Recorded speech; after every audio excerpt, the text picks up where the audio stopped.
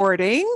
And this is just our first half hour for people who watch the whole thing later. 10 o'clock is our formal time. But I do want to ask, quiero preguntarles a ustedes, si hay alguna pregunta, is there some kind of question you have that came up from reading or Duolingo or language transfer, any of the things that you normally do this week? Sí. Bien, Diane, dime. I am always being dinged, either using an article or not using an article in Duolingo, like this one. And then I figured out why. Sus frentes estaban calientes porque tenían fiebre. Now I put una fiebre, which I shouldn't have put the una in there. And then I realized it's probably like tengo frio, that it's a chunky thing. But there are other times when I add a loss and they mark me wrong for putting a loss in there, or I don't add a loss and they mark me wrong. So is there a rule? Kind of, sort of. Actually, they do. Actually, that was one of the things that we're going to talk about today. But if it's something like fever, just tengo fiebre, like tengo frío, tengo calor. I have fever. It's talking about a bodily sensation.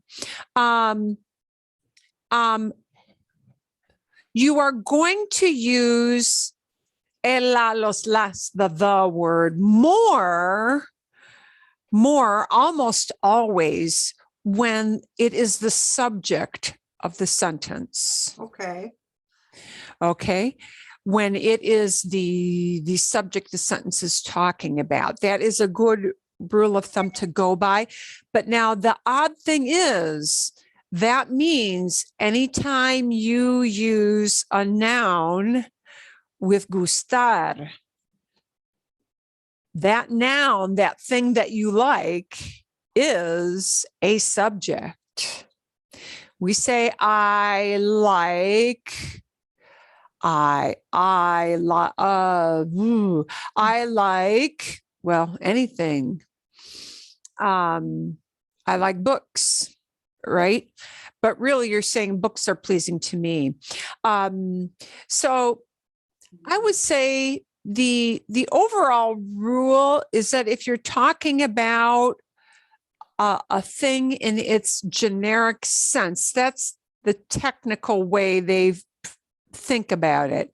If you're talking about a thing in its most generic sense, meaning it includes everything in that category, you will use el, la, los, las. Okay. So, I like lizards. I don't like snakes. I like wildflowers. You're talking about everything in that category that fits into wildflowers, everything in that category that fits into lizards or snakes. So with those kinds of things, when we use a noun as a generic, including everything in that category in its broadest sense, and that's why we use the word generic, we do use the definite article the. And if it's somebody has a fever, you're just talking about a sensation, and you're right. It's kind of like tengo calor, tengo frío, tengo fiebre. Sí, eso es.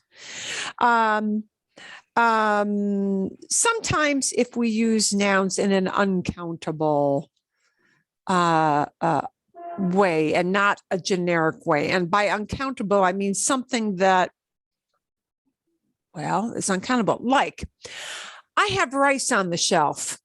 I have rice in the pantry. Tengo arroz. That doesn't mean I got all the rice in the world. I just got some rice. Tengo arroz. We'll more frequently skip the word, the definite article in that sense, because it's serving as an object. And, you're not going to count every little grain of rice. That's why it's uncountable. Or, tengo mantequilla, I have butter, tengo leche. I've got, oh, yeah, tengo leche, jugo, y refrescos. I've got these drinkable things in my fridge. Yeah, we'll probably skip the word. But, if you want to, but on the other hand, if you want to take that word refrescos, sodas or soft drinks, and you want to shift it into the subject position and you want to talk about all sodas as a general rule, and you want to say they're not really that great for your health, you want to say something like you do want to include, because now we're using it as a subject and it's a generic, it's including everything in that category. Los refrescos no son bebidas muy sanas. Sodas aren't very healthy drinks. Okay. Bien? Yeah, Does that help a little bit? Yeah, it just sometimes they do and sometimes they don't. And Yeah, see, yeah, it's kind of a tricky thing. A good rule of thumb is that very, very often, however, Spanish does, in fact, wind up using the word that what they call the definite article, quite a lot more than English does. For generics in English, we drop the word the. Soda isn't very good for you. Yeah, we don't say the soda, but they essentially do, because because when we talk about nouns in a generic sense, including everything in that category, we will drop the word the. So in a lot of ways, English does some very opposite things from Spanish with the article. This does not mean that somebody can't understand you if you forget the or if you put it in where it shouldn't be. It does not prevent them from understanding you. It will just sound off. Yeah. Bien? Okay. Thank you. Gracias. But it is something that I will say, especially when we use Gustar, which we're going to start with a little bit more today as a review, that does strike them as really, really odd when we drop the word the. So we'll talk about that when we get into it. Buena pregunta. Good question. And a second one, I'm sensing you punctuate the exact same way in Spanish as you do in English. Usually, sí. With one exception, quotation marks, but you don't really need to know that. Okay, I'll just show you what quotation marks will look like, though, just so that you know when you see it, that you recognize it. This isn't something that needs to be a great big long. And I don't know if I've got. Don't they also put a question mark in front? Yeah, so that is different too. Okay, so por ejemplo, you always have this thing with a question. They always do that. But of course, when you speak, that doesn't matter, does it? I mean, really, when you speak, no one sees it, right? So question marks and exclamation marks will always be written out with an upside down, starting where the question starts. Mm-hmm. And by the way, that question mark can come right in mid-sentence. And I'll show you an example of that just so you know what it looks like when you read it. And same with an exclamation. So what I mean by mid-sentence, usually you're used to this. Cuando vienen los invitados, I need to extend my thing here. Cuando vienen los invitados, when are the guests coming, right? So that, wow, the question mark, it's where you expect it to be. But if you are reading something, do know that question mark, the upside down one that starts the question, it comes where the question begins. Here, the question begins right with that word cuando. But somebody might also say, or you may see in writing, because when they say it, it won't matter again.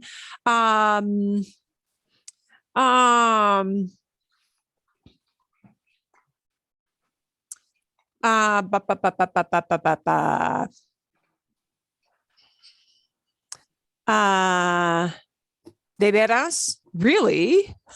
¿De veras?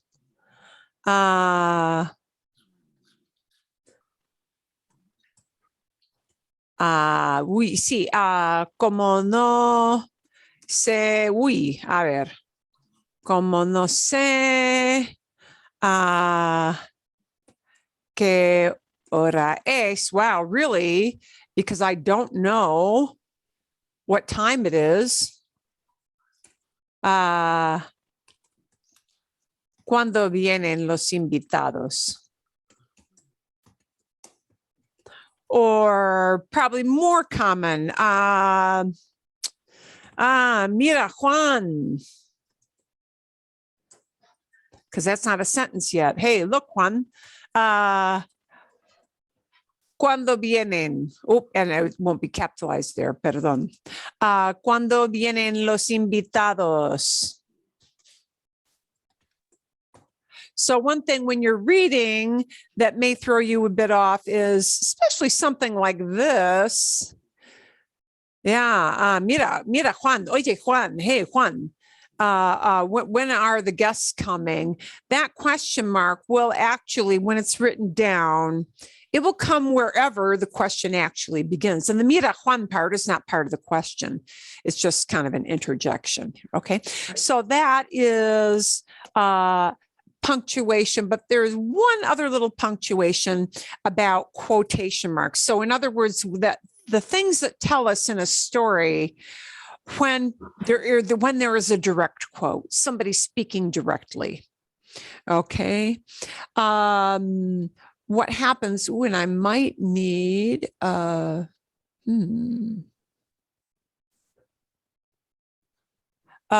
you might see just a dash. Oh, let me draw. Come on, mamo. Okay. You might just see a direct dash and then a bunch of text and then a dash, but usually it begins it off. A dash, well, whenever you see like I should say a hyphen, whenever you see a long hyphen and then somebody, it indicates somebody new is speaking. Like that thing, oye, Juan. I can't get my fingers on the right keys this morning. Oye, Juan. And his friend responds to him, ¿Qué quieres? What do you want? That dash tells you two people are talking and it tells you of the shift. One person is saying, Oye, Juan, and his friend is answering him. And that dash indicates, oh, new person starting to talk. That might be indicated with another little thing. And I am trying to get my drawing tool to work. Okay, this might work. Ooh, no, it's not. It might be, and I can't do it. They're little carrots. I can't seem to get this to work because I don't know enough about making my little squiggle lines work. It's supposed to be with a draw. Let's see if it works with this. Oh, yeah, there we go. You might see little arrows like this instead of the dash. And actually, I don't really know why we use one or the other, but I've seen them both ways. Sometimes you see these little like double nested carrots, and those will indicate, again, like quotation marks, somebody actually saying a quote. Eso es. That's it. Okay. A ver. Otras preguntas. Any other burning questions? From Duolingo, etc. Anything else? No? Not a language transfer, nothing else. Bien. Y Bill, gracias. Thank you, Bill, because you had sent me your reflections on having gone to Mexico. La Paz. Bill fue a La Paz. Bill went a La Paz y otros lugares en México.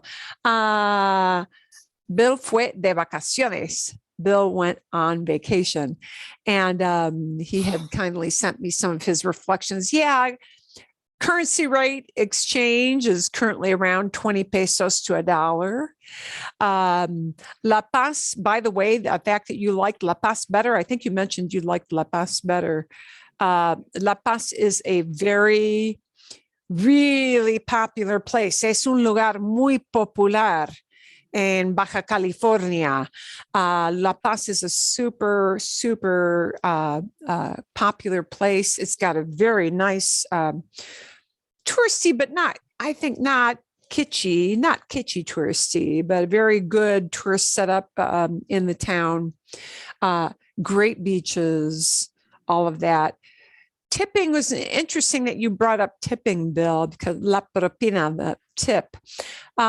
Generally, when people pick up food to go or they only have coffee, they'll only use kind of like the leftover change from the bill for the tip. But tipping is done more in Mexico in some ways than it is here in the States.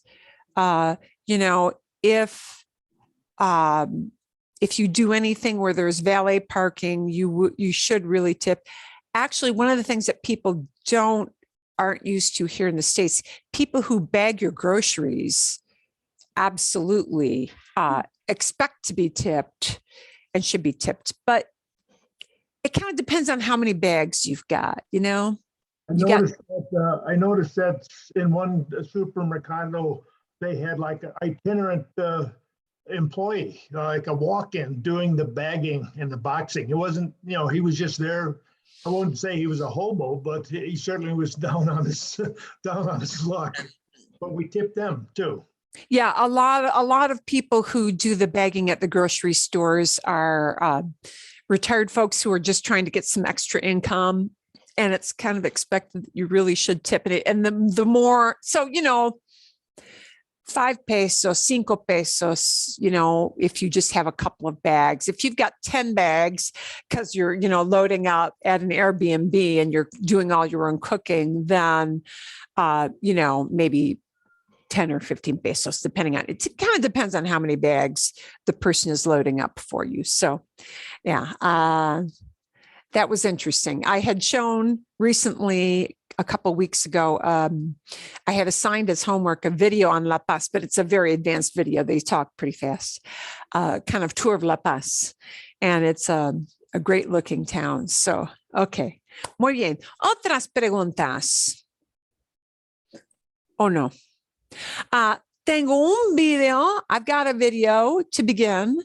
And this deals not with Mexico, but with España, but a lot of these things kind of do carry over. And actually, you're going to get another video by this guy as part of your homework this week, because he's going to use something that we're going to practice in class today.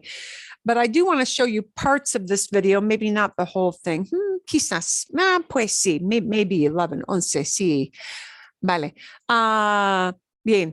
He's going to talk about polite and impolite things. And he's going to use a word that we're not used to using for polite.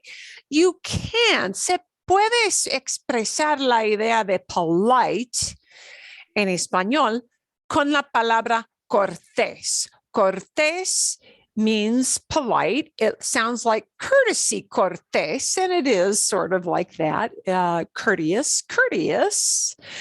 But another very, very common word for courteous is educado.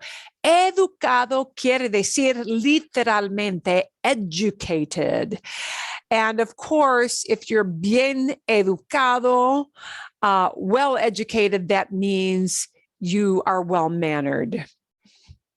Mal educado sounds like poorly educated, like, wow, these kids don't know anything. But mal educado generally does not talk about one's real level of education. Mal educado is used as a description to say that somebody is rude, without manners, because in the old days, if you were unschooled, mal educado, you were likely to not have maybe very the best manners. So he'll talk about maleducado and bien educado, and bien educado is courteous, polite. Maleducado is impolite. Mua, We'll see if we can. mua. Okay. Hola. Vosotros And he is sois going to use educados. vosotros. Vosotros sois educados. You guys are polite. That's what he just said. Cosas que son buena educación. There are things that are polite, buena educación, De buena educación y cosas que no, que son de mala educación. and things that are rude, impolite, mala educación.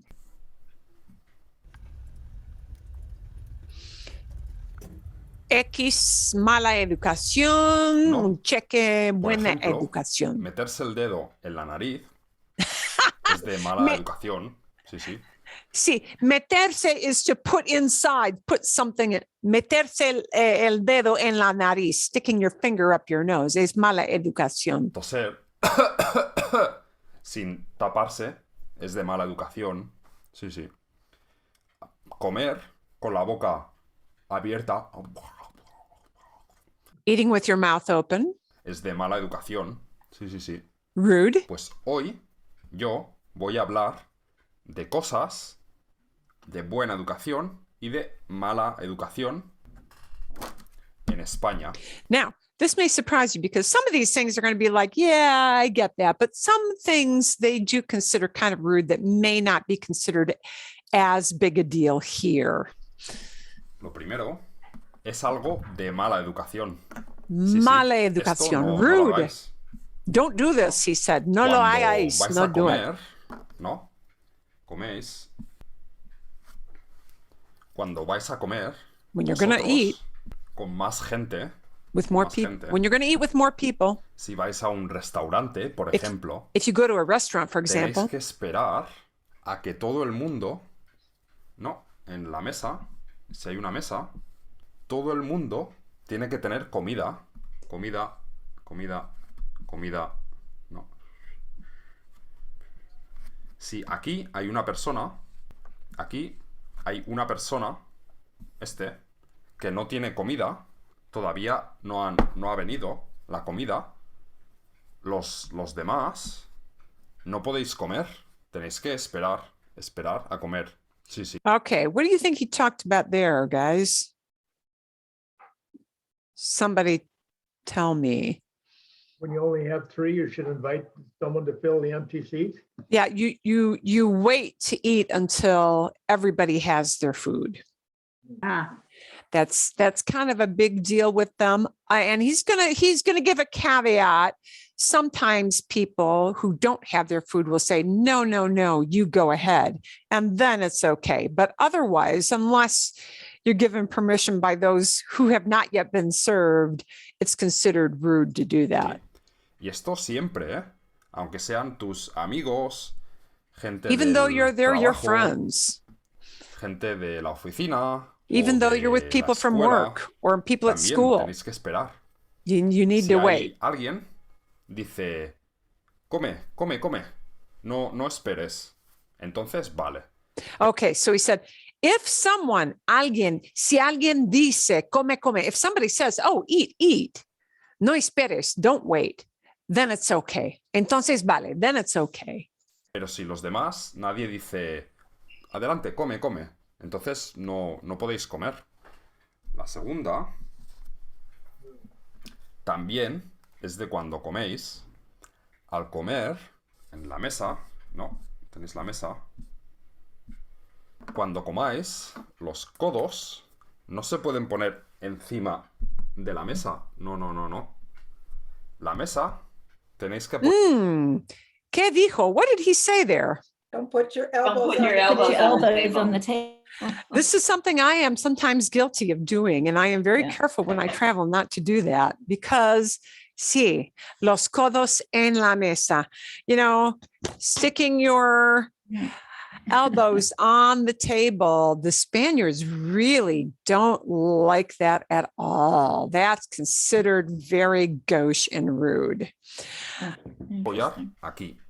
aquí, aquí, vale, ningún problema. Apoyáis Sí, la mesa esto aquí. aquí, Pero bien. los Sí, codos no. encima de la mesa, no. Así, no.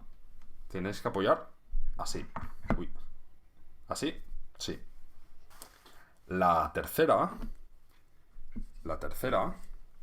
también es en el restaurante. En el restaurante, después de comer, se paga,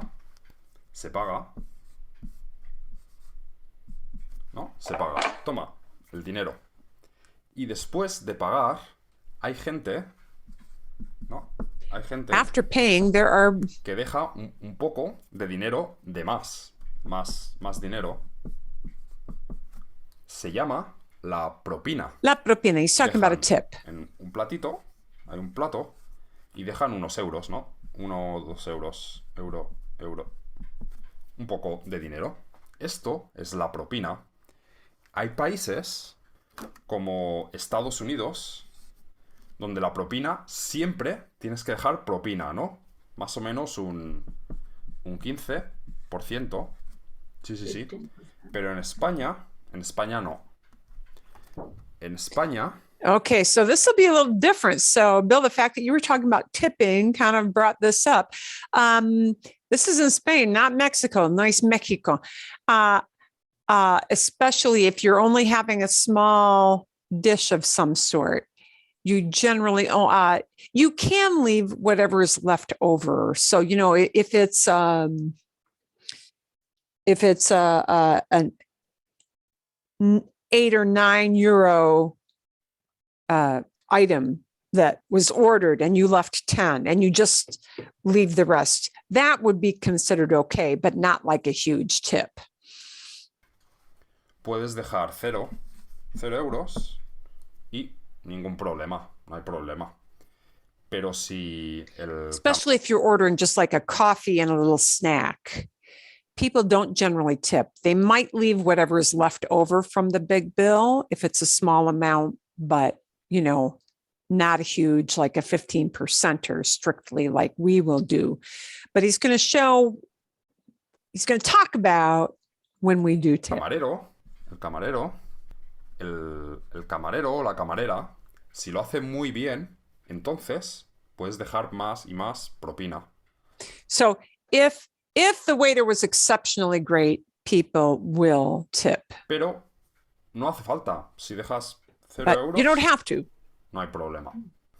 La cuarta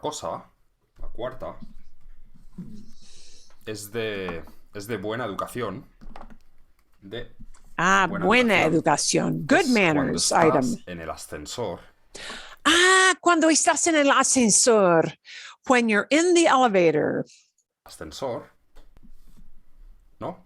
En el ascensor te subes y el ascensor sube y baja. Sí. Cuando Sube vas y en el baja y goes up, ascensor, goes down. si hay más gente, Si hay más gente, if there are more people in the elevator, en el ascensor, tienes que decir algo. Tienes que decir hola, buenos días, buenas tardes. To talk with them. hay que saludar. In Spain, it is considered very rude to get in an elevator and ignore the other people in the elevator. And I think in the States, we'll tend to do that. And maybe not even look at people sometimes in an elevator. You are expected to greet people. It doesn't mean you have to have a long conversation, but saludar, buenos días, buenos días, buenos días. Muy buenos, something that is Adiós. expected. Sí. En España, si no dices nada, es un poco raro. Sí. Todo el mundo en el ascensor dice hola, adiós. Sí. El quinto es la manera de saludarse con tus amigos. The way of greeting your friends. Te saludas. Puedes decir hola, ¿qué tal? Pero, además, si es, por ejemplo, una chica y un chico, la chica y el chico se dan besos en las mejillas. It is like a kiss the cheek, but it's more like an air kiss than an actually lips touching the cheek. It tends to be an air kiss on each side, at which common with the French as well. They call it la bise in French, but dar un beso. So just a quick kind of air kiss, usually on both sides. Yeah, but this is between men and women and women. Generally not men and men. He will explain that. 1, 2, mua, mua. Sí, sí, sí. Y se hace, a ver. Mua, mua. Aquí, primero aquí y después aquí. Mua, mua. No es mua, mua. No, no, no, no. Mua, Right, mua. left. Si son Which dos side you start with? chicas,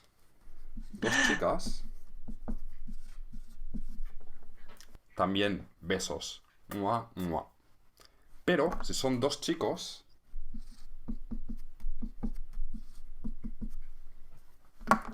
no se dan mua, mua, besos. No, no, no. Se da la mano. Hola. Se da la mano, you do a handshake. You give them your hand. So men do a handshake, but not gals, not guys and gals. Okay? Bien? Tal. Sí, sí, sí. Acordaos, ¿eh? Esto es de buena educación. El sexto The es sixth. algo que es de mala educación. This is a Es mala bad educación. manners. Mala Que tiene educación. que ver con el gesto este. Oh, Este yay. gesto, Okay. Gesto means a gesture. And if you're like a Texas Longhorns fan and they kind of do this thing, I'm not sure which fingers because I'm not a Texas person, but you can't do that. You can't do that. He'll talk en about why. España es un poco parecido a hacer el dedo de en medio. Sí, sí, sí. Yeah, sí. Giving somebody the finger. Es un insulto, Giving him the es finger, muy yeah. malo, no lo hagáis. Y tiene un significado más. Cuando estás haciendo una foto, por ejemplo, una foto, Okay. haces una Now, the foto. reason this comes up is that a lot of American kids, teenagers and younger, often do this to be funny when they take pictures. So this is what he's talking about. Foto con tu amigo, ¿no? Tu amigo. Oh, tu the, like amiga. a devil Tú- thing behind their head. Yeah. You know, people who do that. And how many teenagers or middle school kids, if you or even little kids, it's seen as a very innocent thing to do that. You put two little fingers behind your friend's head when they take a picture. That is like, wow, big bad thing in Spain. You do not do that. La haces así, por detrás, cuernos. Okay. Cuernos. And I think he mentions this because they see kids in particular, teenagers or 20 somethings being funny doing that. And it's not considered funny at all como in Spain. Como una vaca, ¿no? Sí, cuerno. Cuerno. Sí. Cuernos means Sí, sí, horns. pues cuernos, Yeah. igual. Si tú a tu amigo le haces cuernos, Yeah. If you do Cuernos. that behind their head, es divertido, ja, ja, ja, ja. Pero también quiere decir que tu amigo o tu amiga, su novio o novia, su novio o novia, le pone los cuernos. Quiere okay. decir, Poner los cuernos means somebody is cheating on you, like literally doing it with somebody else. So poner los cuernos, putting the horns on, to a Spaniard means, wow, your significant other one is, you know, stooping somebody else. Okay. que Yeah. tiene otro novio o novia, ¿no? Si es tu amigo, It's not a Spanish tiene una word. novia. And you know, furthermore, it's like, hey, your significant other is like they're getting it elsewhere. Yeah, it's extremely uncool. Su novia. So they es really don't infiel. like kids to Se do va that con in otro pictures chico. because it isn't funny to Otro them. chico, sí, sí, sí, sí. Así que los cuernos es un significado malo. Ir con cuidado. Ujú. Right. So the average Porque hay tourist would gente- never know that. I mean, No, well, you know, I mean, I took some kid groups, and kids, teenagers will do that in a picture Right. to be funny, and it's like you tell them "Duh-duh," because the people looking at you will be like, yikes, how obnoxious is this person, to do this to their friend, you do this, yeah. So they really Gente que it's bad. ja ja ja se ríe, pero hay gente que no, que se enfada. Se enfada, they get Tú, mad, has hecho yeah. unos cuernos. Sí, sí, sí. Ir con cuidado. Y el último, el séptimo, El séptimo, seventh, I forgot es he had sobre seven. el dinero. Y es algo de y mala sobre- educación. this is de about mala money. educación sobre el dinero. Oh, sí, Y recuerdo. eso es con tus amigos, hablar sobre dinero es de mala educación. Sí, sí, sí. Talking about money is considered, and I think for the French as well, people don't generally talk about money, especially how much money you make per hour or salary. It is considered extremely bad manners to talk about money, particularly in tú. salaries. Y tus amigos, How about amigas, asking like, how much did you pay for that? Like that. If you're No, wearing an expensive Está bien. shirt.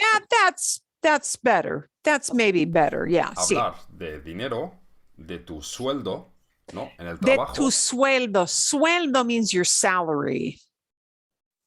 cuánto dinero recibes cada mes, cada mes, cada mes, cada mes, cada mes. So sueldo is salary. So it's considered very gauche and very bad to talk about your salary. Cuánto dinero ganas o en el banco,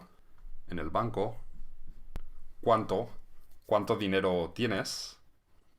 Hablar de dinero es de mala educación. En España, mucha gente no le gusta. No le gusta hablar de dinero. And look at that. No le gusta hablar de dinero.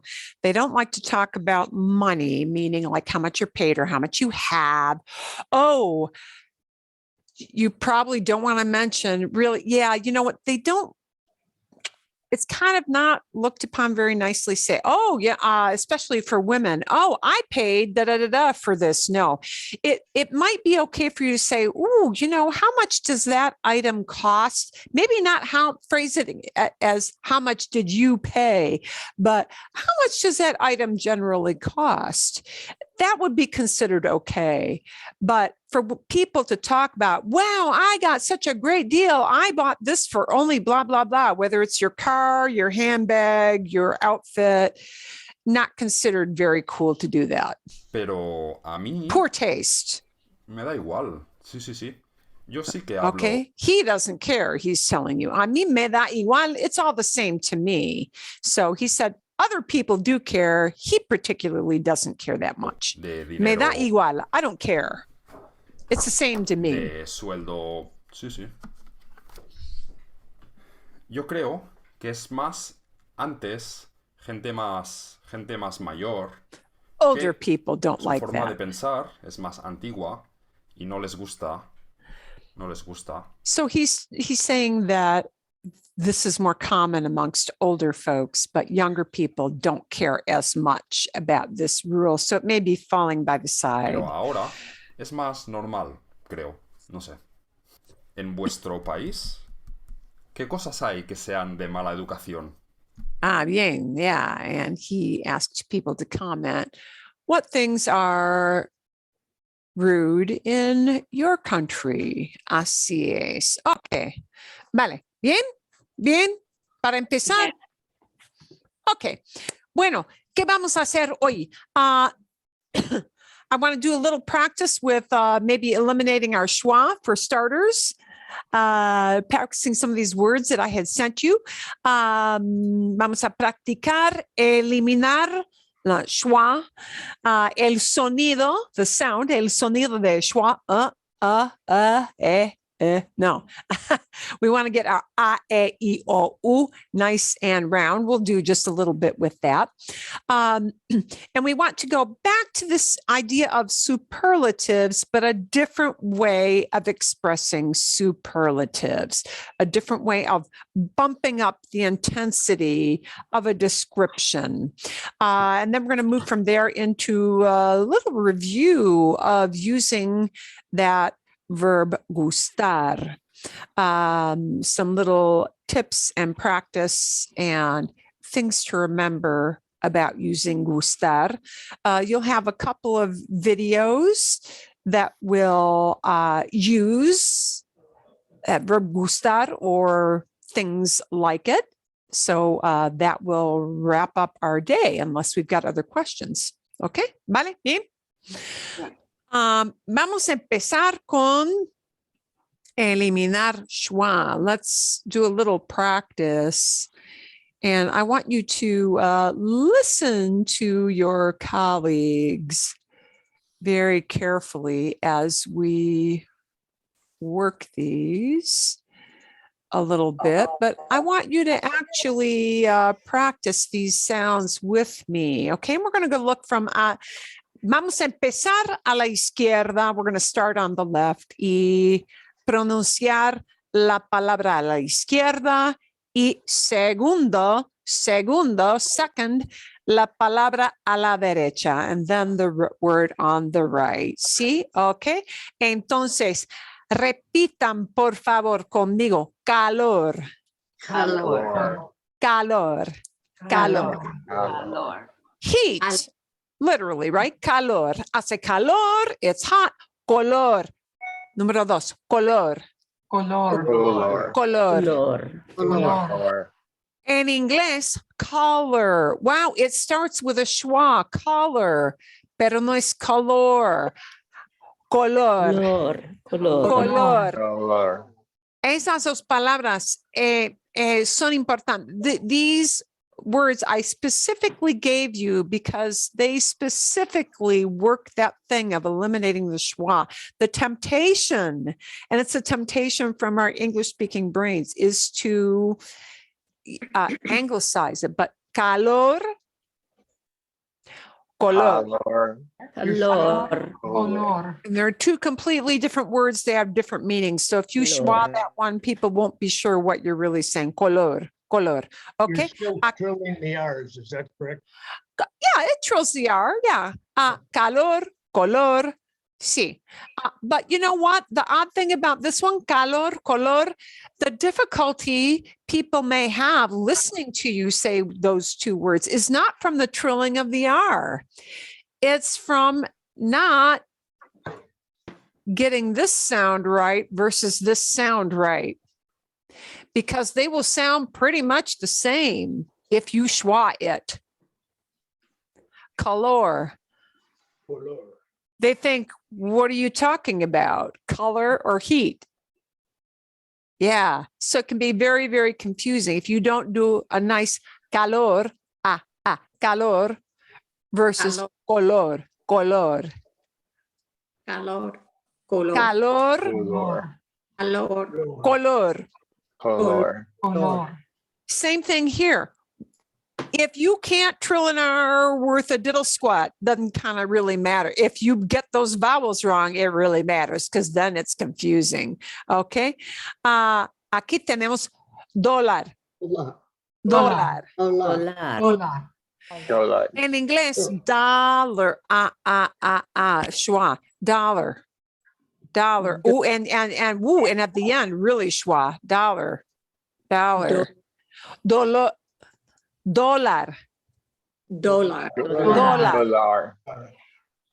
The monetary unit. But this is a very different word. It has a very different meaning. Dolor.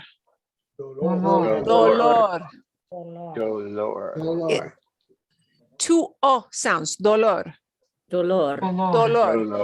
Dolor is a pain. Like, tengo dolor de cabeza. I have a headache. Tengo dolor del hombro. Wow, I've got shoulder ache. See, tengo dolor. I'm hurting. Tengo dolor, right? Tengo $1. I've got money of some kind, of a denomination from the States, right? But dollar, dolor are two different things. Okay, so you got to make sure you keep those vowels nice and open. These two actually come from the same verb, but they have kind of different meanings. The first one is a command. You're telling somebody, hey, go do that thing. And it is abra. Abra. Abra. Abra. If you're at the doctor, abra la boca, open your mouth. That. Abra la puerta, por favor. Open the door, please, right? Abra la ventana, open the window. Abra, abra, abra. A command. You're telling somebody, please go do that. And this one just says it's a fact. Somebody is doing it. You're not giving an order at all. You're just saying, oh, somebody is doing that thing of opening. Abre. Abre. Abre. Abre. Abre. Abre. Abre. Versus abra. Abra is a command, an order, a direct order. Abre just says it's happening. Somebody, one person somewhere is doing it. Abre, right? Here are two different words entirely. This word means I am ordering something, or I am asking for something. I am asking for something. I would like to have it. Would you please give it to me? And it is pido. Pido. Pido. Pido es la forma para yo. It's the form for yo. Pido, I'm asking for. Pedo is a fart. It's a thing. Pedo. Pedo. Pedo. Pedo. Pedo. Also, it is used as a slang term, kind of one of those, what the heck kind of things. But the reason this is confusing is this comes from pedir. Pido comes from pedir. It is an I stem changer. So when we want to use it for yo, you cannot say, people might say, oh, I take off the IR from pedir and I say that. Pedo. Pedo is a fart. So if you're ordering something in a restaurant, you don't want to use the word fart, as generally that will get you a really strange look. You want to use the word that comes from pedir, to ask for, to order, right? And that happens to change this little vowel into this vowel here. It becomes an E sound. Pido, pido, versus pedo. Pedo. Pedo. Bien. Two totally different words, don't mean the same thing. Not to be talked about while you're eating. Pedo. No. Okay. Okay. This word can mean a purchase. It can be the verb form that comes from comprar. Comprar. But comprar. Comprar. And I think this becomes schwad because in English, we have so many words that start with com, like, and listen to the schwa that you hear in the English. Compose, compose, components, compost is a little bit different, but compose, right? And we're used to the sound, and that sneaks in. But we want to pronounce this as compra, compra. Compra. Compra. One person is buying something, or as la compra, a purchase. Bien, okay. And here is a noun, a thing, campo. Campo. No es compo. Campo. See, campo. Campo is a field, or a field, an outdoor area, like a meadow, right? A field. Campo, el campo, countryside, el campo. El campo es the countryside, right? The great outdoors outside where there are no buildings. But compra means somebody's buying. Compra. Campo. Campo. Bien. Okay. We've got our dance. Tango. Tango. That is a dance. Yes, of course. Sí, claro. El tango. El tango es un baile. It's a dance. Es un baile famoso de Argentina. Tango. El tango. It's a thing. But it is not the same thing as saying tengo. Tengo. Tengo. See, tengo, I have, right? And here I want you to notice, this is difficult because we got an A sound, but here we're going to have an E sound. So I before E except after C, that rule is English and it had nothing to do with Spanish. So when you see E, it has to pronounce A. Like Fonzie, A, but it won't be that drawn out, right? A. But IE will be E. Entonces, el número 20, 20. Think of the vein in your arm and modeling it on vein in your arm is an okay thing. 20. Pero, if what you mean is wind, como hace viento o no hace viento hoy, it's not windy today. Viento. Bien. 20. Viento.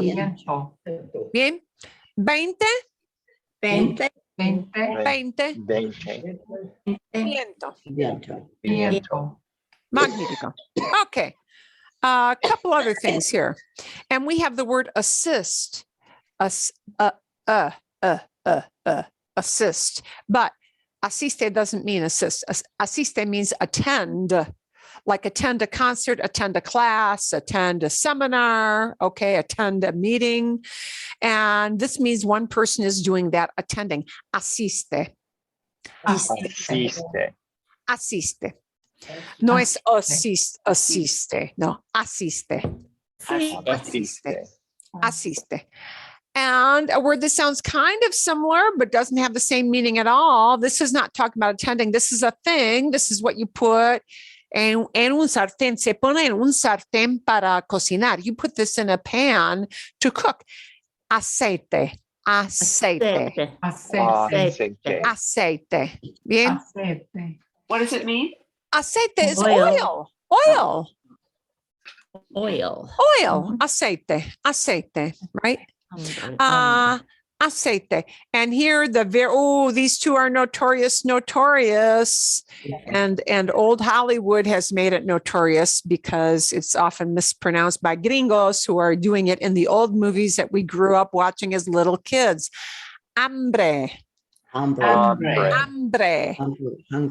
is hunger. See, hambre. We have to have a nice hambre. And here is the one that is notoriously mispronounced. It is the word for man, hombre. Even worse if you put an H sound in there, right?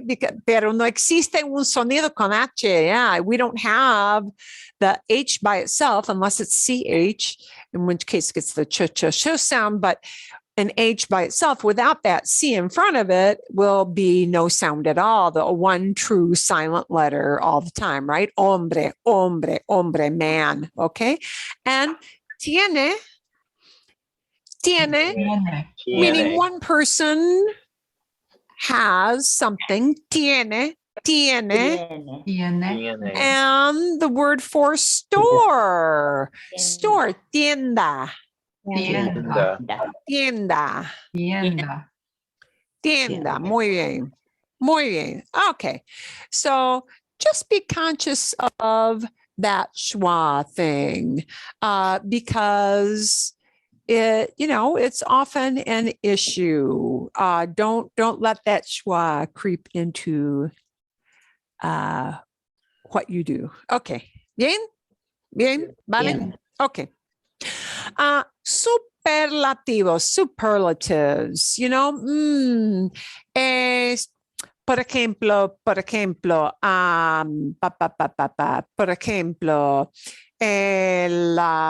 no sé cuál es el edificio más alto de Nueva York. What is the tallest building in New York these days, guys?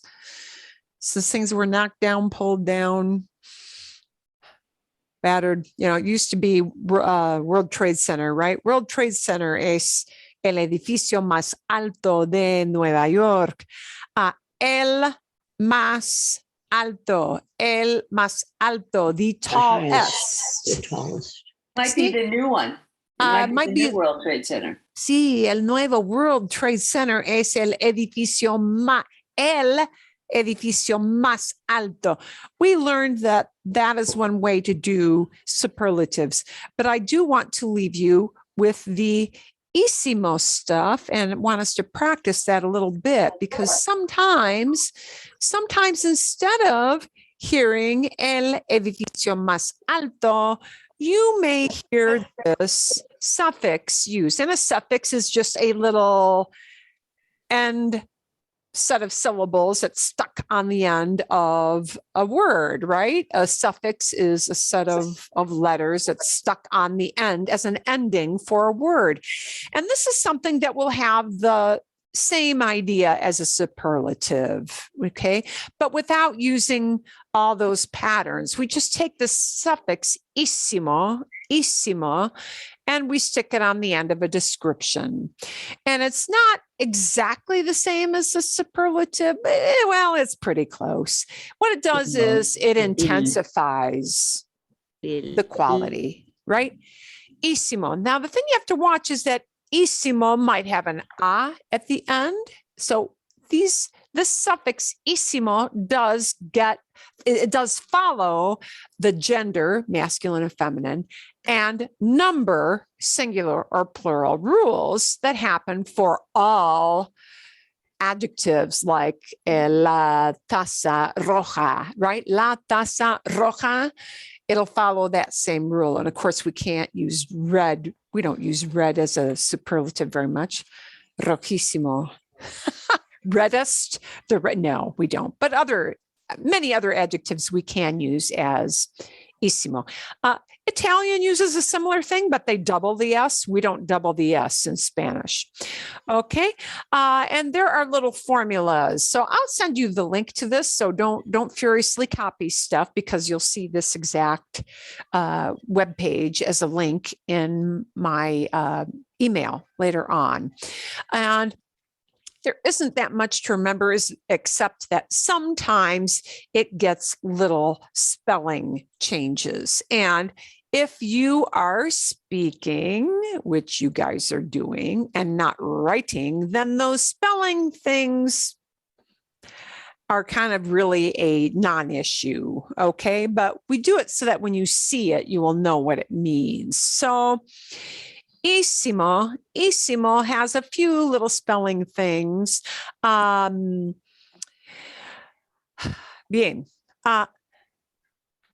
Débil, weak, becomes wow, weakest, debilísimo.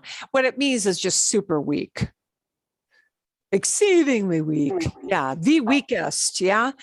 Debilísimo. And wow, I don't change anything about the word débil, except that I do shift my stress. Okay. And you'll notice everything with ísimo gets an accent mark on this first letter I, ísimo. So a challenge for you guys will be that sometimes it makes the word a little bit difficult to pronounce, because it can tend to make a word really long. But ísimo is very frequently used by a lot of people in a lot of situations. So débil, I don't change anything about débil, just debilísimo. Okay. Fácil, easy. If you want to say, oh, that's just crazy easy, facilísimo. Facilísimo, ¿sí? Es facilísimo. Oh, es facilísimo cocinar pasta. It's super easy to cook pasta. Bien, okay. Difícil. Difícil. We don't change anything with difícil, hard. We just stick on the ísimo. Dificilísimo. Dificilísimo, ¿sí? Es, por ejemplo, es dificilísimo montar en bicicleta en South Mountain. It's super hard to ride a mountain bike at South Mountain. Es dificilísimo. Okay, bien. you will notice that if the description word like feliz ends in a Z, it really doesn't change the sound, but the C has to change to, or the Z has to change to a letter C, se. It needs to change to a C. That is a spelling thing for them, but it does not change the sound. It still gets an S sound, okay? Felicissimo. Felicissimo. Felicissimo. So we're going to want to practice these words because they're long words and they tend to be kind of difficult to pronounce because ísimo adds 3 more syllables to every single word it's stuck onto. And this is used a lot in conversation. Entonces, repitan, por favor. Debilísimo. Debilísimo. Debilísimo. Debilísimo. Wow, super weak. Facilísimo. Facilísimo. Facilissimo. The easiest, the absolute easiest. Dificilísimo. Difícil, pero dificilísimo. Dificilísimo. Dificilísimo. Dificilísimo. Bien, dificilísimo. Bien. We take feliz, felicísimo. Felicísimo. Felicísimo. Okay, bien. Vale. But this is when we've got a consonant, a consonant, a consonant, a consonant, a consonant, a letter that is not A-E-I-O-U as the last letter of that description. And we want to change that description. Now, I'm going to have an easier time with these because these end in, where there's not a pink. So you're going to see a change with the pink, right? Anything with pink means there's some little spelling quirk. But again, the spelling quirk doesn't change the way you pronounce it. It changes the way you spell it so that the spelling, because spelling in Spanish is phonetic, so it will reflect that. Barato is cheap and expensive. Something is super inexpensive. It's baratísimo. Notice we have to get rid of the O at the end. We have to get rid of the vowel, whether it's O, or an E, or an O, or an O, or an O. We have to get rid of the O first. We have to get rid of that O at the end. Okay. Here we didn't have an O to get rid of, or an E at the end to get rid of. But now we've got a little vowel hanging off the end that we have to cut short before we do the ísimo part. So, bueno, repitan por favor. Baratísimo. Baratísimo. Baratísimo. Baratísimo. Okay. Caro, expensive. Wow, something is crazy, like the most wildly expensive thing you can imagine. Carísimo. Carísimo. Carísimo. Carísimo. Carísimo. Carísimo. Okay. Vale, bien. Just huge, the biggest thing ever. We get rid of the E off the end of grande. Grandísimo. Grandísimo. Grandísimo. Grandísimo. Grandísimo. ¿Sí? Grandísimo. Por ejemplo, mi vecino tiene un perro grandísimo. My neighbor has just the biggest dog. Es grandísimo. Grandísimo. It's magnified dog. Grandísimo. Bien. Handsome, guapo, becomes guapísimo. Guapísimo. Guapísimo.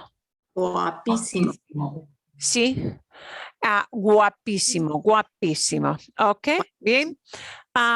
Viejo, old, viejísimo. Viejísimo. Viejísimo. Viejísimo. Por ejemplo, tengo un camión, I've got a truck. Mi camión es viejísimo. Es Viejísimo. viejísimo. Se produjo mi camión en el año 1997, 1997. Es viejísimo, es viejísimo, es viejísimo. Bien. Now, keep in mind, these will follow, these ísimos might become ísima, Ísimo might be ísima if it's describing a feminine thing. So keep in mind. Or carísimo. Por ejemplo, for example, I'm going to go back to carísimo, carísimo. If I want to say, por ejemplo, Teslas are they are the most expensive. Los carros Tesla, los carros de marca Tesla son carísimos. Son carísimos. Son carísimos. I have to have an S at the end, right? Sí. Bien. If I want to talk about las joyas, jewelry, and I want to say, wow, that woman's, her jewels, joyas, las joyas son carísimas. Las joyas son Sus carísimas. joyas son carísimas. Her jewelry is crazy. Carísimas.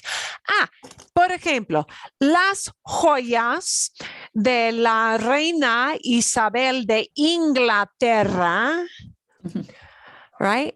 Queen Elizabeth's jewels. Las joyas de la reina Isabela de Inglaterra son carísimas. Son carísimas.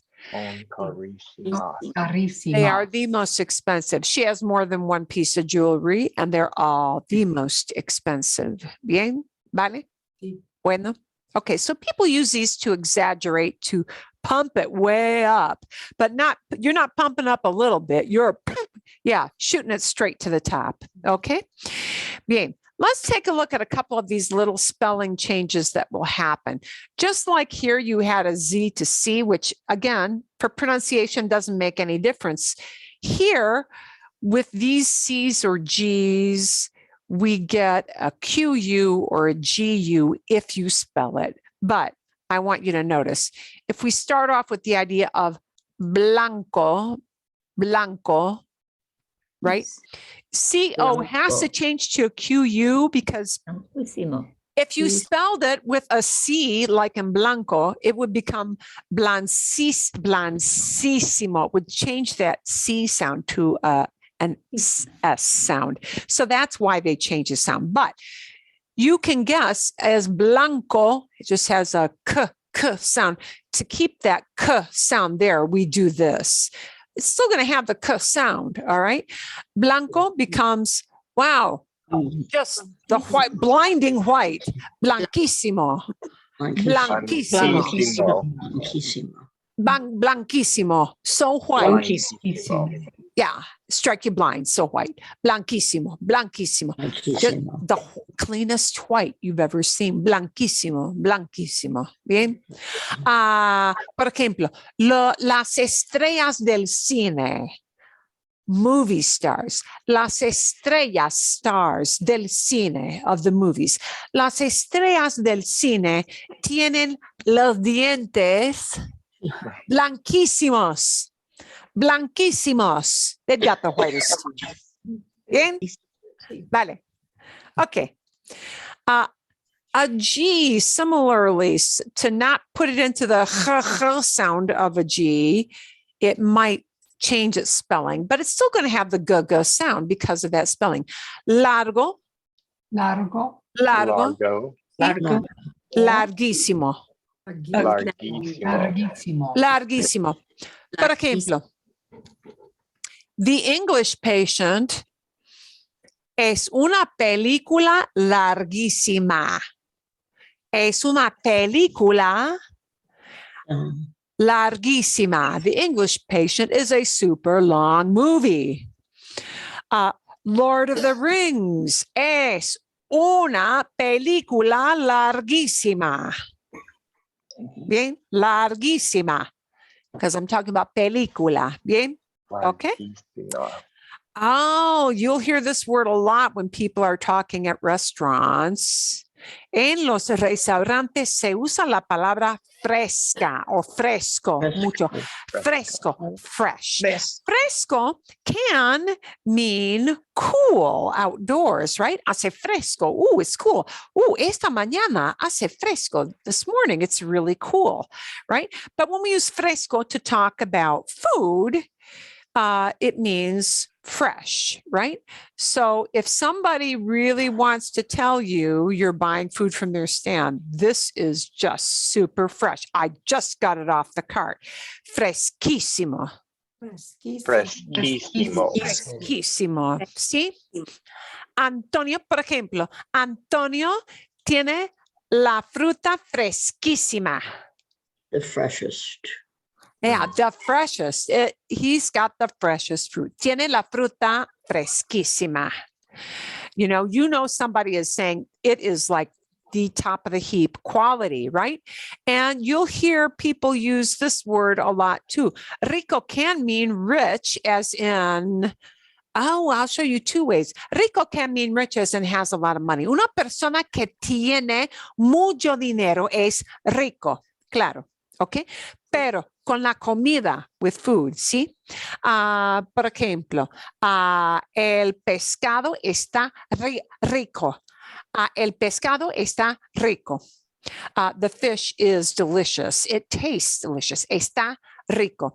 We use está rico to talk about food tasting delicious. It's an equivalent when you talk about food, the word rico. It's an equivalent for delicioso or sabroso. Tasty, delicious, yummy, okay? And people will often, to magnify that word rico, and again, with spelling, it becomes Q-U, riquísimo. Riquísimo. Riquísimo. ¿Sí? Ese restaurante, that restaurant, tiene platos riquísimos. Riquísimos. Bien. Riquísimos. Bien. Okay. Once in a while, and I'm only going to say this so that if you hear it, don't feel you've got to memorize all these. Once in a while, it becomes not ísimo, but sísimo. Certain words like that end in N or OR. Don't feel you have to memorize these. Jovencísimo, somebody who is super young. Mayorcísimo, somebody who is really, really older than dirt. Mayorcísimo, right? Habladorísimo. Habladorcísimo, perdón. Habladorcísimo. Somebody who never shuts up. Yeah. Habladorcísimo. Inferiorcísimo. Inferiorcísimo. And you'll notice that these end in an N or an R. So just be aware. You'll hear people, these are maybe not the most common words to use. Superiorcísimo. Bien. These are not, superiorcísimo. So you may hear that, but know that these words, that set of words will not be the most common. These kinds of examples will be the most common. Okay. And we will flip back to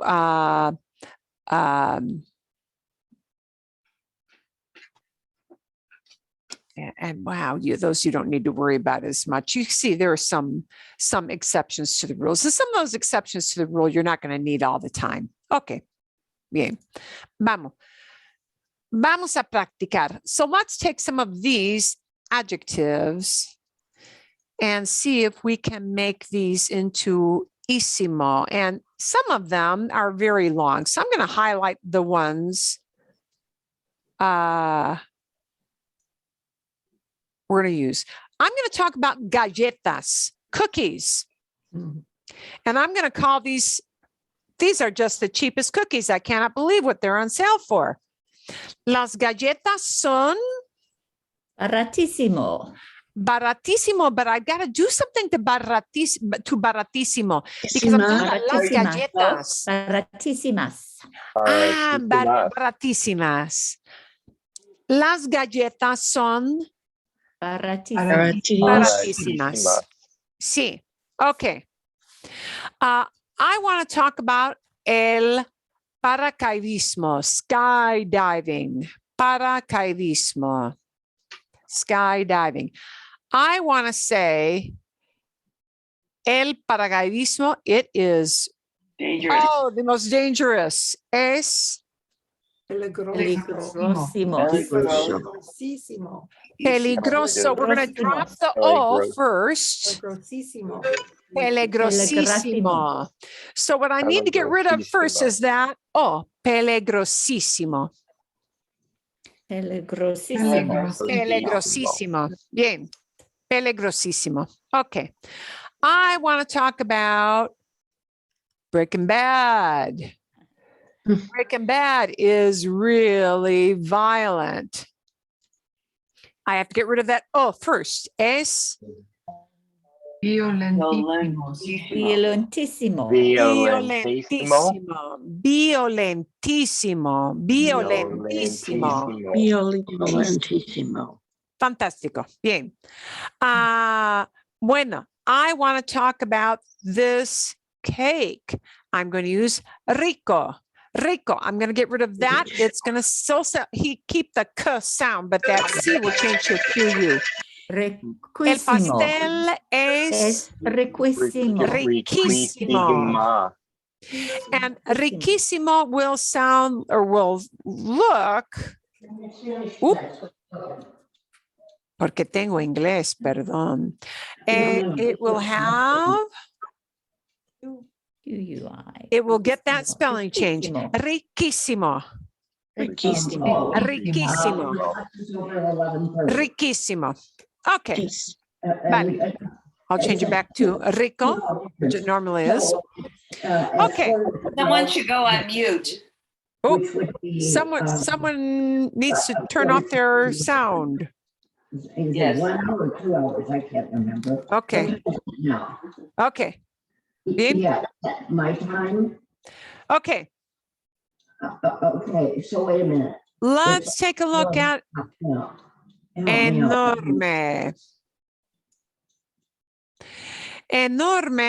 Enorme will need to get rid of that A from the end. If I want to talk about la mansión, and it's la mansión. So la mansión es Enormísima. Enormísima. Enormísima. We drop the E right there. Okay. If I want to talk about la casa diminuta, the tiny house, I can take pequeña, and it needs to stay in an a sound because la casa is what we're talking about. Pequeñísima. Pequeñísima. Pequeñísima. You see that the challenge is with keeping, it is with pronouncing that whole word because it becomes a very, very long word. Yeah.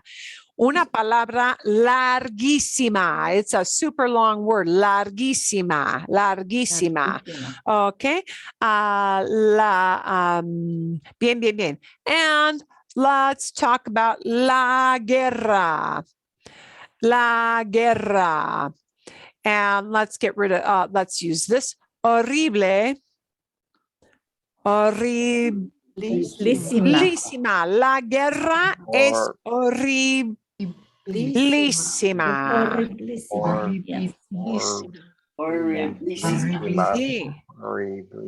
Okay. Let's talk. We're going to add one. Asco. Asco means, actually, I'm going to change it. Asqueroso. Asqueroso is gross. Gross. Not the count, gross. What is that? 150, 144, some weird. Yeah, not that kind of gross, but gross is in disgusting. Asqueroso. El pulpo es Asqueroso. asquerosísimo. Asqueroso. Asquerosísimo. Asquerosísimo. Asquerosísimo. What a mouthful. Asquerosísimo. Asquerosísimo. Asquerosísimo. Asquerosísimo. Bien, muy bien. Asqueroso. Ok. Vale, bien. Ok. ¿Alguna pregunta? Any little question? So you will hear people use that. Anytime you hear an ísimo, what they're doing is bumping that quality way up here, like a superlative. Bien? Bien. Ok. Excelente. ¿Alguna pregunta? Any question about that? Sí o no? Pregunta. Sí, dime, Tomás. Can you use some examples more in the sentence? I'm trying to figure out where they're going to fall in the sentence. But Where as the far as word an will adjective- fall? Yeah, where the word would fall following the noun or the adverb or the verb itself. Oh, okay. Wow. Well, the word will still fall wherever it does. Let me think of an example here. Vamos a ver. Let's take a look at some kind of example. Let's pull up a whiteboard. Uy, ¿dónde Say the está? mansion is the biggest, or Yeah. Where the word goes isn't really going to change. It will be the ending you put on the word, Tomás, Okay. that will actually change. Uy, a ver, why is my... Here we go. Aquí vamos. Here we go. Let's clear that out. So, okay, a ver.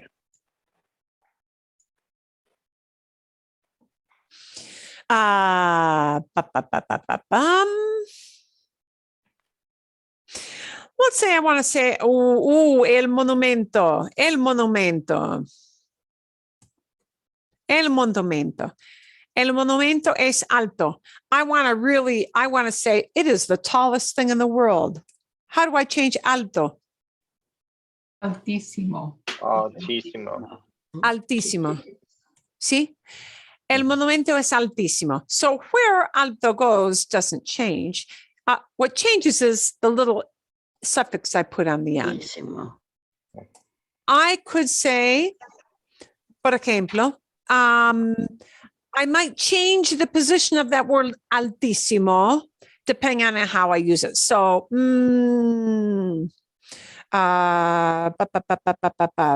Sears Tower, which is no longer called Sears Tower. Willis Tower. Willis Tower. Gracias. Let's name it correctly. Willis. No sé cómo se escribe. I don't know how you write it. Willis? Correct. Okay. Bien. Okay. Willis Tower. And I want to talk about Willis Tower. It used to be the old Sears Tower. See? And I could say, por ejemplo, un edificio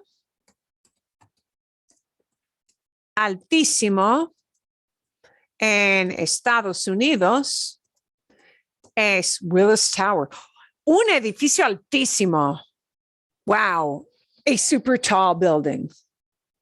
En Estados Unidos es Willis Tower. And where I put that word altísimo is after the thing it talks about, edificio. It obeys, it would be the same if I said un edificio alto. Alto would go in the same place. So where it goes doesn't change. The suffix you put on the end of the altísimo changes. See? See. On that example there, could you change that to a más alto instead of using altísimo? Is it the same meaning? I could say el edificio, but now if I use a más, I've got to get rid of this thing here and change it back to the alto. El edificio más alto. And now I have to say de Estados Unidos. El edificio más alto de Estados Unidos es Willis Tower. No es correcto. It's not correct. But el edificio más alto de Chicago, bien, de Chicago, es Willis Tower. El edificio más alto de Chicago es Willis Tower. ¿Sí? Bien. Okay. Somebody Thank you. might not specify Chicago. If you're in Chicago and everybody knows we're in Chicago right now, they may omit that idea de Chicago. El edificio más alto es Willis Tower. And you're in Chicago, you know they're talking about that place that you're in, right? Sí, depende. Pero si queremos decir de Chicago, it won't be en Chicago, it'll be de Chicago. Bien, ¿vale? Okay. Oh, por ejemplo, or for example, so to show you that this ísimo won't always be at the end, you know, it's often combined with es, right? Something is the tallest, is the biggest, is the smallest, right? I might say,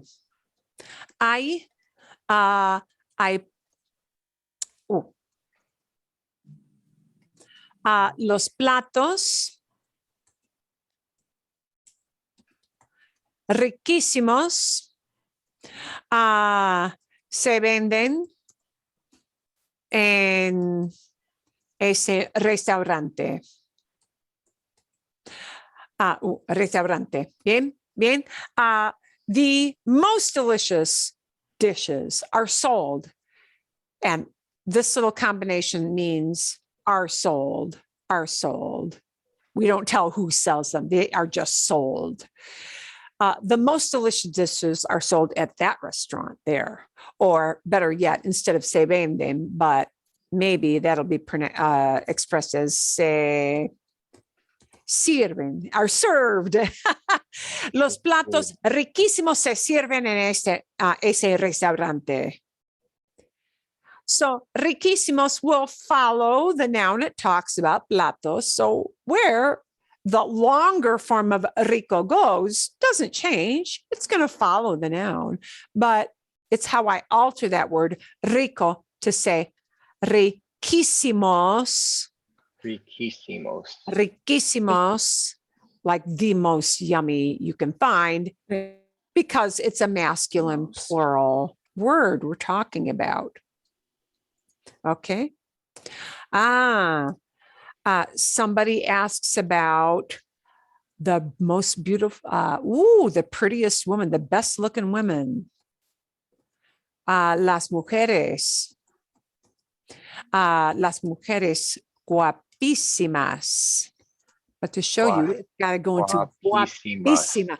Oh, las mujeres guapísimas. Uy, a ver. Se encuentran en Los Ángeles. Oh, you find them in LA because of all the actress women running around LA. Se encuentran en Los Ángeles. Las mujeres guapísimas se encuentran en Los Ángeles. They're found in Los Angeles. Bien? ¿Vale? Does that answer your question, Tomás? Sí? Sí. Adjectives will always go wherever they go. You know, they'll just get that. It's the ending that goes on that really changes things. That's it. Sí. Bien? Bien? Okay. Bien. Bien.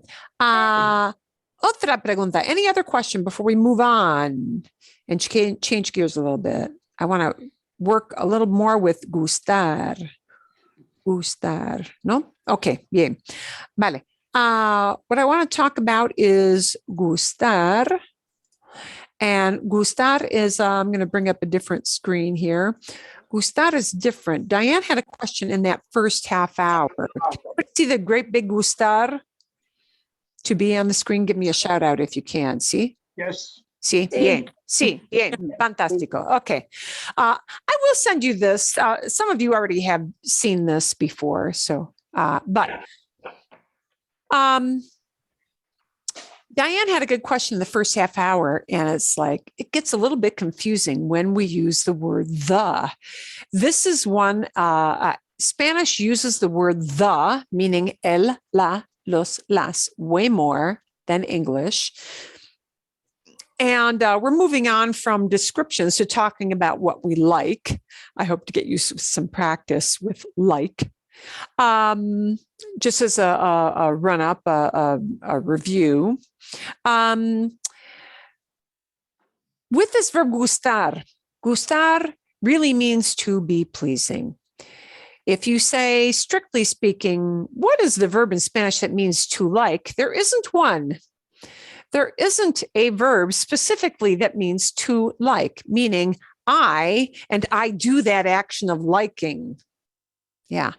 I like fast cars. I like chocolate. I like all animals. I like riding bikes. I like hiking. I like spending money. Okay. I doing that action or we doing that action. There is not a verb that exists to say the person does the action. In Spanish, this idea is translated with the verb gustar, and gustar does not, instead of meaning like, it means to be pleasing.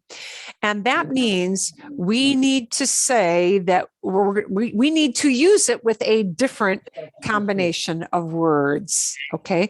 Because nobody likes something. You will notice in the videos you listen to, I don't want you to be misled. People will say on YouTube, dame un like.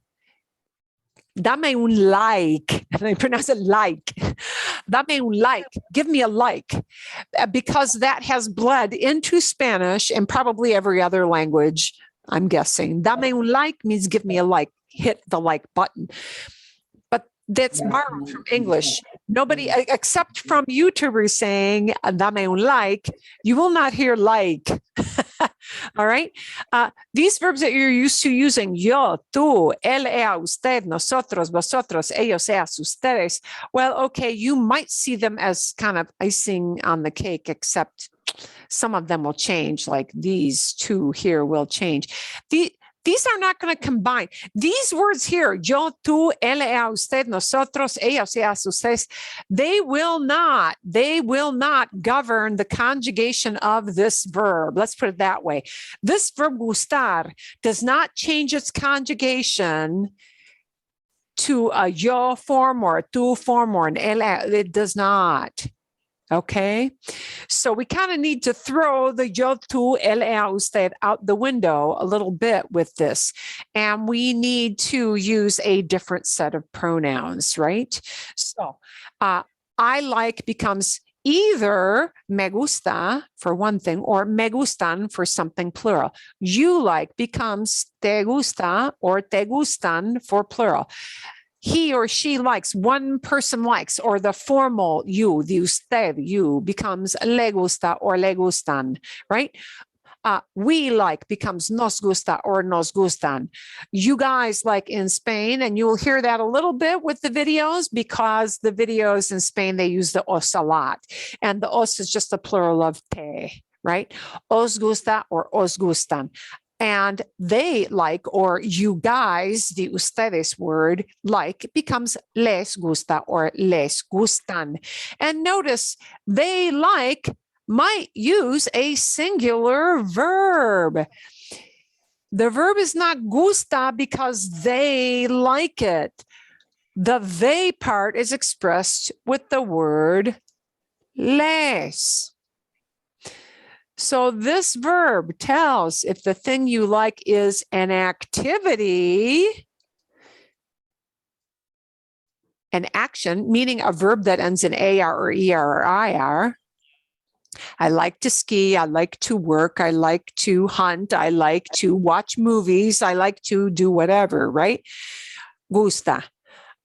An activity or a singular thing, because activities are considered singular, even if you line up 15 of them. All right. Me gusta cocinar y cocinar y hornear. I like to cook and bake. Okay. So, vale, bueno. All right. So, gusta. When you like one thing is pleasing to somebody, right? These are what they sometimes call backwards words. But I want you to notice something about everything in this sequence because it lines up with the question that Diane had at in the 9:30 half hour. All of these things that are pleasing must have a la or an el or a los or a las. They must, well, except for that Mexico thing, because that's a country and it doesn't have a pronoun, but me gusta la música. We say, I like music. And when we mean music, we mean all kinds of music in a generic sense. But that music in a generic sense, even though we say music without the, you never say, I like, well, you might say, I like the music that they are playing. But if I like music just in a general way, it needs to become la música. So the hard thing for those of us who learn English first is that using that word la or el or los or las with this generic noun, because really it is what we call a backwards sentence, right? Yeah, me gusta la música. Música is really driving the conjugation of that verb gustar. Me gusta la música. Me gusta la música. Okay. Sí, te gusta la comida picante. You like spicy food, right? Le gusta la ropa nueva. She likes new clothes. Literally, it pleases her. Le gusta la ropa nueva. And notice that le can mean he likes, or she likes, or usted, the formal you, like. It can mean any of those things. Le is kind of murky waters, yeah? If you know from context who you're talking about, then it'll be obvious who the le is talking about. But we'll talk about that a little bit later. You may need to define it. Le gusta el café. He likes coffee. As a beverage of choice, he likes coffee. Le gusta el café. And we just say coffee, but we need to phrase it as el café, right? That's how it sounds natural. So you need to include the word. Le gusta el café. Les gusta el otoño. They like autumn, the season. All right, okay. And gusta is singular because of el otoño. Les gusta el otoño. The les tells who likes it. Gusta is singular, even though it's talking about they like, right? Because they does not drive the verb like. It is not the verb like. Autumn is pleasing to them. Les gusta el otoño. Nos gusta Mexico, and Mexico doesn't get an el because it's a country. Okay, nos gusta Mexico. Nos gusta Mexico. Bien, vale. Okay, so for one thing, a ver, if you like an activity, whether it is one or many, gusta needs to be singular. Okay, me gusta montar en bicicleta. ¿Te gusta leer y escribir? You like to read and write. More than one action, but it's still gusta, because when we talk about actions, it's gusta. Le gusta hablar con él. Okay, he or she likes to speak with him, right? Les gusta viajar. This should have a they, perdón. I think originally I had it set up as a nos, and I had to put a they example in. They like to travel. Les gusta viajar. Sí, les gusta viajar. And les, remember, can mean you guys too. So les, like le, can be a little bit fuzzy. Nos gusta ver películas. We like to watch or see movies. And notice the thing that we like is the emphasis is on the watching. The emphasis is not on movies. It is on watching. So because it's tied to an activity, it's nos gusta. Nos gusta ver. Nos gusta ver. We like to watch. The emphasis is on watching. Nos gusta ver películas. Bien, okay? Marilyn, here, that sentence is sort of the kind that ding me. Yeah. You don't put a loss in there or loss in there, even though Or You is it may or you after may an- not. You may or you may not. It kind of depends. Por ejemplo, nos gusta ver las películas de Spielberg. I like to watch Spielberg movies. That puts it into a category that is a generic category of all of Spielberg's movies. Nos Okay. gusta ver las películas de Spielberg. Bien. Yeah, so, Depende. so it after depends an a little bit. infinitive, you don't necessarily have to have an article for the noun. Yeah, not necessarily. Sometimes, necessarily. yeah, you Okay. might, but see the emphasis, the important thing. So notice that because the emphasis is on the action, right? See, Right. That's why we get the gusta. That's what we want to get here. Okay. Now we're looking at generic categories again. You're going to see generic words. We say oranges, flowers, animals, deserts, or desserts, excuse me, desserts, parties. And we're talking about all oranges in general, all flowers in general, all animals in general. When we use gustan, it's because the something plural is pleasing to someone. The thing that is pleasing is plural. Okay, not who likes it, but the thing. Me gustan las naranjas, te gustan las flores, le gustan los animales, les gustan los postres, nos gustan las fiestas, right? These are plural because the thing that is pleasing is a plural thing. Los postres, las fiestas, los animales, ¿sí? Las flores, las naranjas. They are plural things. So gustan is driven by the thing that is pleasing being a plural, more than one category. Okay, bien? Marilyn, I have a question on the activities, the ones you showed before. Those are always, the verbs are always in the infinitive. They are. Yeah, they are. So notice, we may in English change it to riding a bike. And we're using riding as a noun, actually. We like riding bikes. Whoops. So in English, sometimes we use ing by itself, not are riding or is riding, but riding by itself as a noun. In Spanish, if you're using an ing thing to talk about an action as a noun, we have to keep it as the infinitive. You don't want to say, we like, or I like, I ride. Me gusta monto. You don't mean to say, I like, I ride. Me gusta monto. Me gusta montar. I like riding bikes. I like reading or to read. Yeah, I mean, it might be expressed either way, but yeah, that activity that you like stays in infinitive. Does that make sense? ¿Sí? ¿Tiene sentido?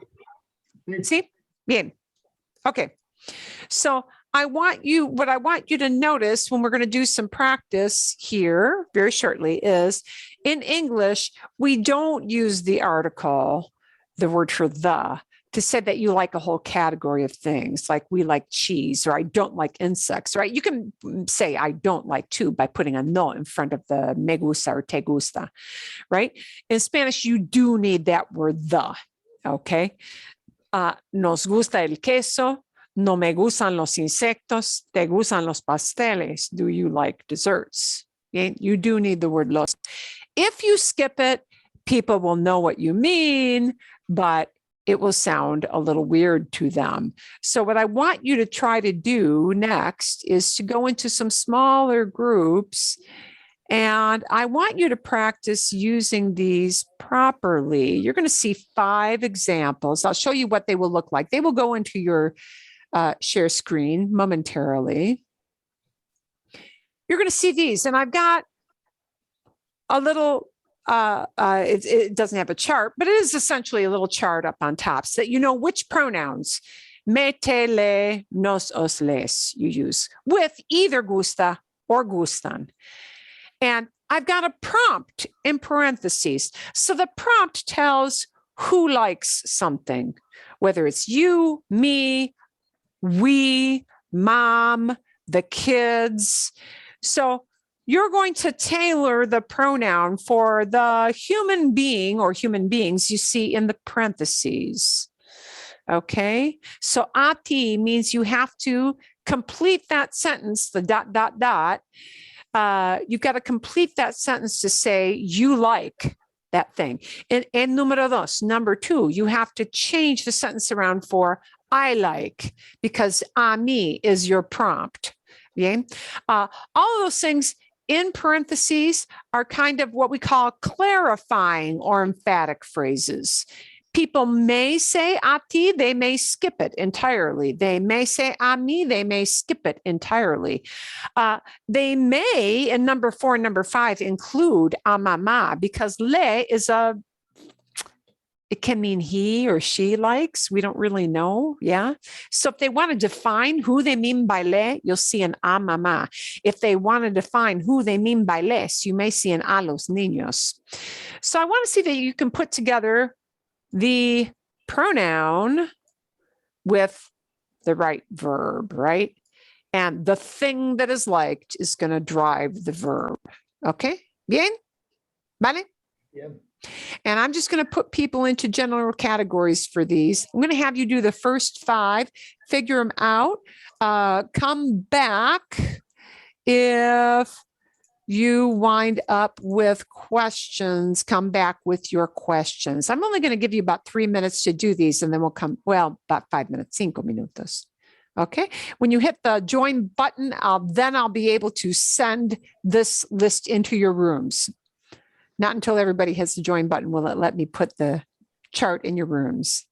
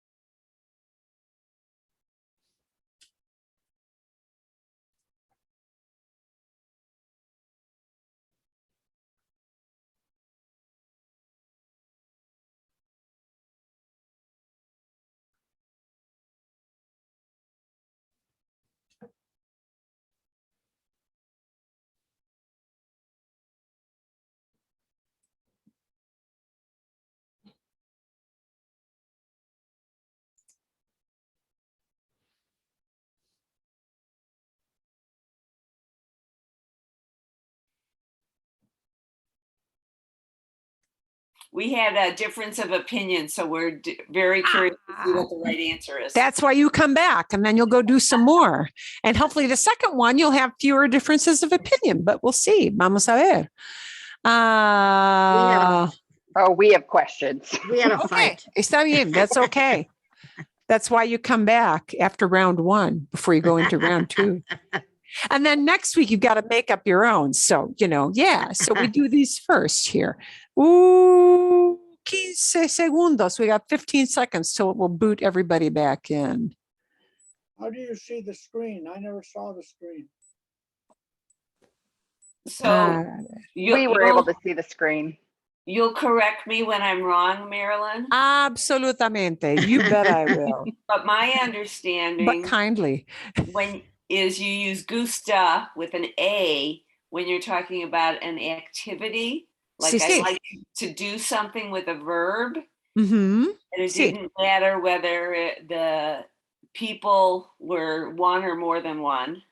And then you use gustan when you're talking about liking a thing. A So, plural thing.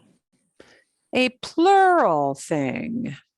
okay. Not just a thing. Not just any old thing, but a plural thing. Okay. So let's see. El primer ejemplo, the first example. A ti? Gustan. And we need what little pronoun? No te Le gustan, yeah. Te gustan. And let's make this negative just to make No it te fun. Because most gustan. people, yeah. No te gustan. No te te gustan los gustan. perros ruidosos. Perros Ruidoso. ruidosos is a plural thing. So what you're really saying is noisy dogs, yappy dogs.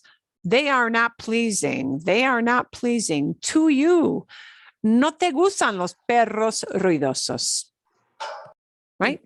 You put the no A ti? before the sentence. Yeah. You put the no before the little pronoun you're going to use. Okay. So I might, just to be super emphatic, include the a ti up front, but I don't have to. A ti no te gustan los perros ruidosos. Or no te gustan los perros ruidosos. Bien? Yeah, I can use the a ti, I can skip the a ti. I cannot skip the te gustan. I cannot skip. Those two have to go together. No te And if it's gustan. one dog, if it's If one it's dog, one dog, no te gusta el perro ruidoso. If it were only one dog. Okay. Sí, sí. You A guys are right. I was wrong. Okay. A ver, let's see.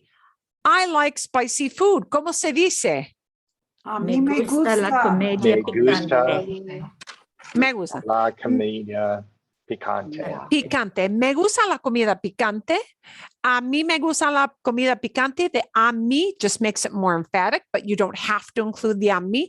You do have to have the me gusta part. Me gusta. Those two you cannot separate or split up in any way. Me gusta la comida picante. If you don't like spicy food, you just put a no in front of it. No me gusta. No me gusta la comida picante. I don't like spicy food. And to make it negative, you just put a no in front of that little pronoun that you're using. Bien? We like It's done. coffee with milk. Gusta. No, nos gusta. Nos gusta. Nos gusta el café con leche. We like coffee with milk in it. Milk. We don't take it straight shot espresso. Yeah. Nos gusta el café con leche. Nos gusta el café con leche. Bien. Nos gusta. Even though we is a plural group of humans, the thing that is pleasing is coffee fixed this way, coffee fixed in this style. So it's gusta. This is pleasing to us. Nos is really to us. Vale? Bien. Mom likes to cook on Sundays. Le gusta Me conocerlas. gusta. Le gusta. Sí, le gusta Me gusta. cocinar los Cocinar los domingos. domingos. Los domingos just means on Sundays, on those days. It doesn't mean she likes Sundays. She likes to cook. The emphasis is on the Cocinar. activity. Le gusta cocinar los domingos. Le gusta cocinar.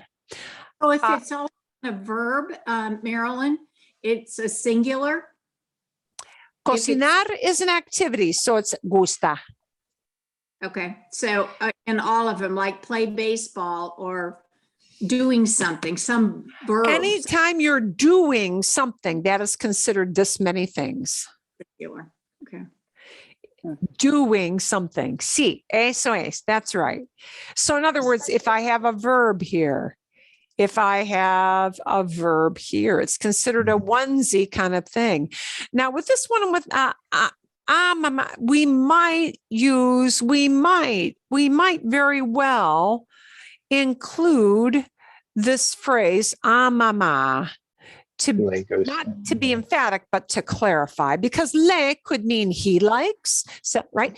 In context of a conversation, a rolling, ongoing conversation, you probably don't need the mama, but mama, people would naturally use if they're not sure you know that we're talking about mom instead of dad, or mom instead of Susana, or mom instead of usted. Okay.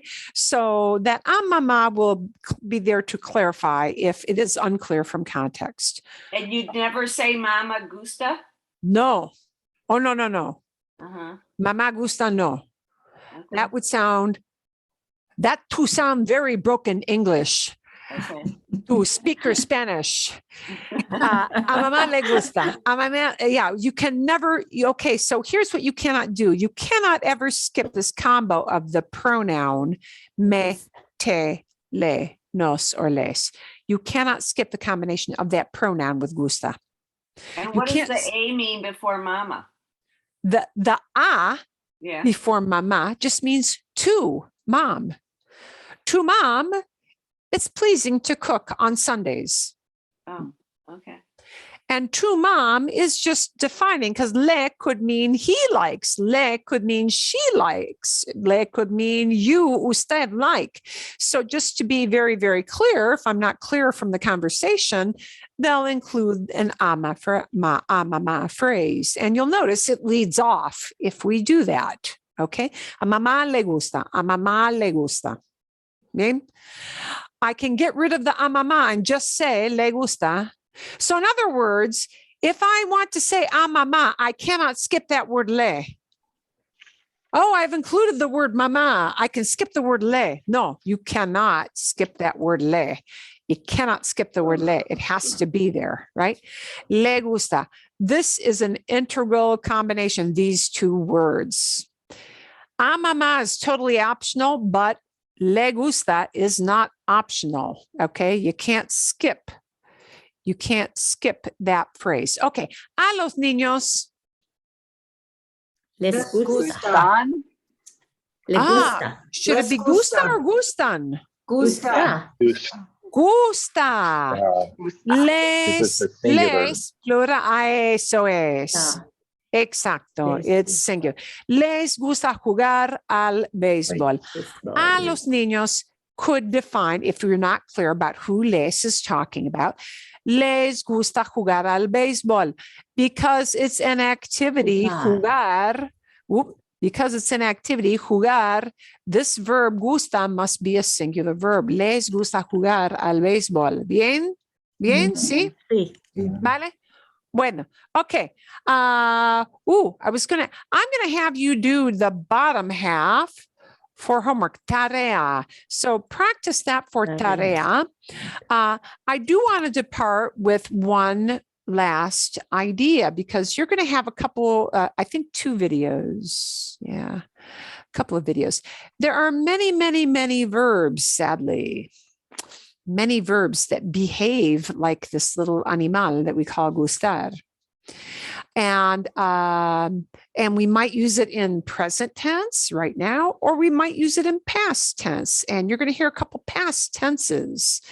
I'm going to show you on a screen a verb you're going to hear that will be used like gustar. In other words, you're going to hear it used as a singular or a plural, but not as a yo form. not as a yo form. So that means you're going to hear a me or a nos or a te, or a te or a le or a les. And you're going to hear it used with this verb. And mind you, this is only one of many, many. Sorprender. Sorprender means to surprise. Okay. Now in Spanish, sometimes somebody might choose to say, I'm surprised. I feel surprised. Or you might express it very commonly as, this thing surprises me. It surprises me. And if you express the idea as it surprises me, it's going to wind up sounding like gustar. So it'll be me sorprende, it surprises me, or me sorprenden, they surprise me. You're going to hear a guy talking about things. He's going to siete o seis o siete cosas. He's going to talk about 6 or 7 things that surprise people about the United States. If you're easily offended politically, you might want to skip the last one, but it only lasts about 3 seconds. So, okay, you've been warned. So, me sorprende, it surprises me that you people in the US do this, or me sorprenden, these things, they surprise me, right? And he may express this as a past. So if you hear it as a past idea, it will sound like this, still with the word me. Sorprendió. Me sorprendió. So just keep in mind, me sorprendió means instead of, it will mean it. Surprised me, meaning surprised, meaning in the past. So if you hear it as sorprendió, it's that thing surprised me, a past idea instead of a present idea. So sorprende, it surprises me right now, but me sorprendió. And punching that O at the end, me sorprendió. It surprised me. Okay. You may hear it expressed as a past instead of a present, but that rule will still follow, that it'll be singular for one thing surprises somebody, or plural for some things surprise somebody. Bien? Okay. Vale. I want you to finish the last 10. The last 10, the last 5, los últimos 5, o las últimas 5 frases, the last 5. And I want you to come prepared to talk about 3 things you like and why. ¿Por qué? Por ejemplo, me gusta montar en bicicleta. I like to ride a bike. Me gusta montar en bicicleta porque me gusta me gusta estar afuera. I like to be outside. Me gusta estar afuera. I like to be outdoors. Me gusta estar al aire libre. I like to be outdoors. Keep it really, really simple. Simple things, right? Me gusta el pollo porque está rico. I like the chicken. I like chicken because it's yummy. Porque es delicioso. Keep it simple. But 3 things that you like. Maybe throw in 1 or 2 things that you don't like. No me gusta. Bien? Sí? 3 things you like, 2 things you don't for using in conversation group. ¿Está bien? Sí. Vale. Fantástico. Okay. So after that little reminder about gustar, you will be able to come on in and talk about stuff you do or don't like. Bien? Bien. Vale. ¿Alguna pregunta o no? No. No? No, gracias. Fantástico. Tenemos una clase más. We've got one more class in this session. Then we have a a free week when there is no class. So if you've signed up already for spring, the March 28th, will it be? We do not have class, but we do have class next week. ¿Vale? Bien. Ok. Entonces, nos vemos. Adiós. Adiós. Adiós. Adiós. Gracias. De nada.